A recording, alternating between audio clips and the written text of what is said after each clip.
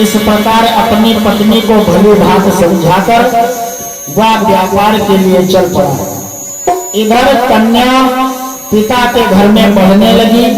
कुछ समय बाद उसका नामकरण संस्कार हुआ और जब नामकरण संस्कार हुआ तो उस नामकरण संस्कार में भी श्री सत्यनारायण के इस उत्तम व्रत को करना भूल हो और विद्वानों ने उस कन्या का नाम कलावती रखा। कुछ वर्षों के बाद में साधु ने कन्या को विवाह योग्य देखकर आपस में मंगना की कि कन्या का विवाह कर दूं।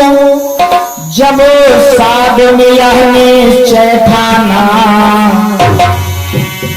तो कन्या का विवाह कर दूं। जब साधु ने यह निश्चय ठाना तो वर एक खोजने के निमित्त तब चतुर दूत भेजे नाना।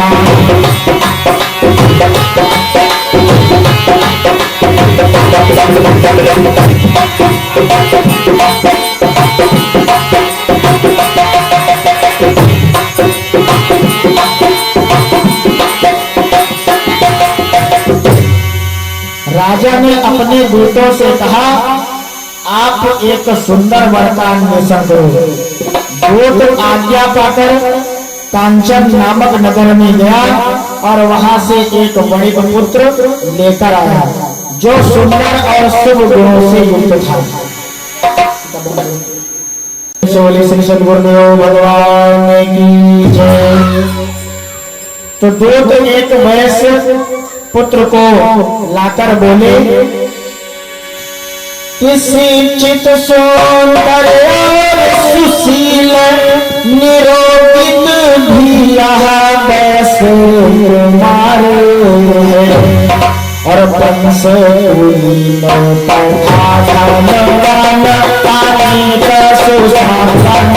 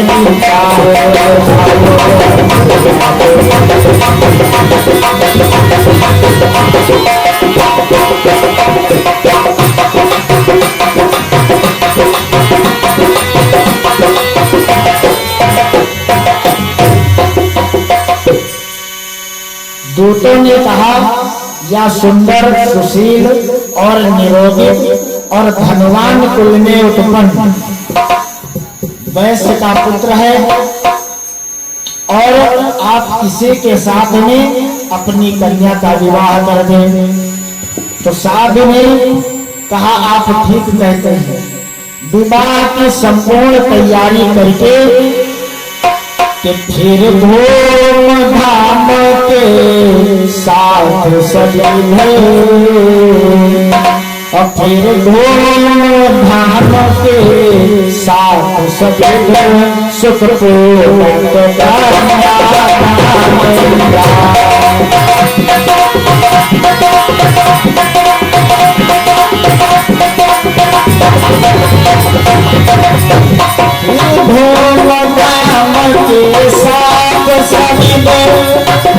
सुखपूर्वक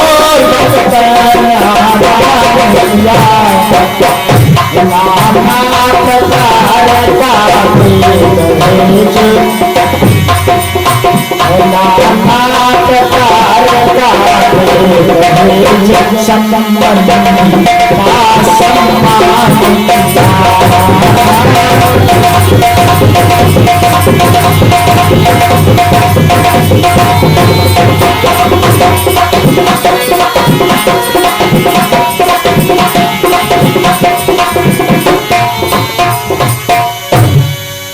उस समय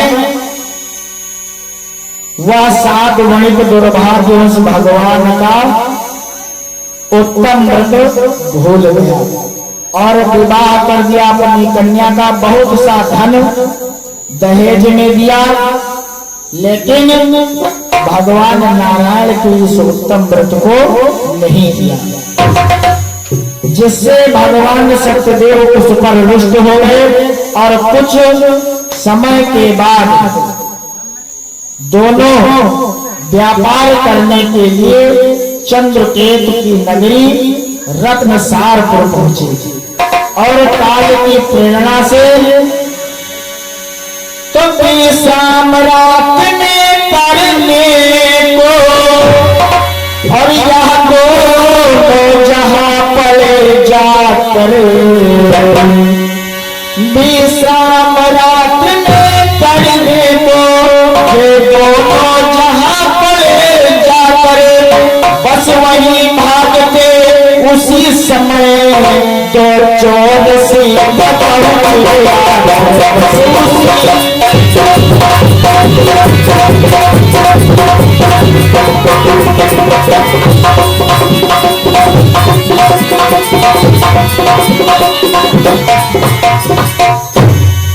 जहां पर साधु अपने दामाद के साथ में लेटा हुआ था, भगवान नारायण की प्रेरणा से उसी समय राजा चंद्रकेतु के धन को चुरा करके 2 चोर वहीं पर पहुंचे और राजा चंद्रकेतु के दूत उनका पीछा कर रहे थे। जब चोरों ने देखा कि हमको दूत पकड़ लेंगे, तो वह संपूर्ण धन उन्हीं दोनों वणिक साधु के पास में रख करके वहां से निकल गए। और जब दूत वहां पर पहुंचे तो देखा राजा चंद्रकेतु का धन इन्हीं के पास में रखा हुआ है।